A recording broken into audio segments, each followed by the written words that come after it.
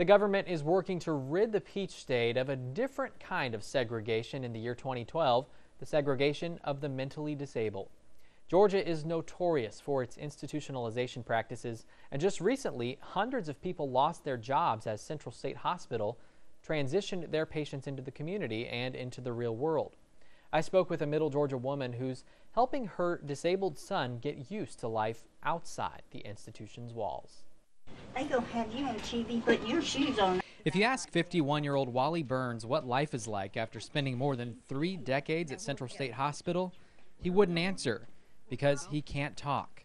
But his mother says he's well aware of the change that's happened in his life. Wally does not like changes. So. He likes his routine. Yeah. But he's slowly adapting to his new life at one of the Advocacy Resource Center of Macon's brand new homes for the developmentally disabled, those who were removed from the routine of Central State Hospital and into a more comfortable, flexible lifestyle. It's just increased socialization, it's increased integration into the community. CAO of the ARC Macon, Andy Harrell, believes this new strategy allows the disabled to experience the real world and ends a type of segregation that's existed in Georgia for hundreds of years. In fact, the U.S. Department of Justice has been cracking down on institutionalization for the past 2 years, citing segregation and negligence at some of Georgia's psychiatric hospitals. Many, many years ago, people got stuck in institutions. People with disabilities, we feel like do not need to be in nursing homes or institutional kinds of settings. I asked Wally's mother, Becky Burns, if she was nervous about the move to the ARC House back in May. After all, Central State Hospital was all Wally knew. She jumped at the chance to get Wally out into society and loved the fact that he would be closer to her. I was excited, couldn't even talk. Now, Wally has his own room. He has 3 other housemates and great caregivers.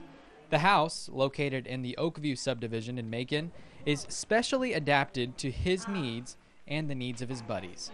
All this is possible through a housing and urban development grant more than 2 years in the making.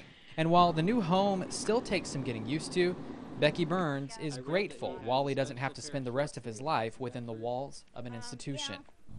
I'm just pleased that I found ARC and Andy and all the staff. They're great people to work with, and I'm just happy over that. And the best part is, Wally's just minutes away from his mom, making strolls down the street like this a little bit easier. The U.S. Department of Justice also cites a decade-old Georgia Supreme Court case, that's Olmstead v. LC, that ruled states should integrate people with developmental disabilities into society. The Advocacy Resource Center has more houses in the works to complete that mission.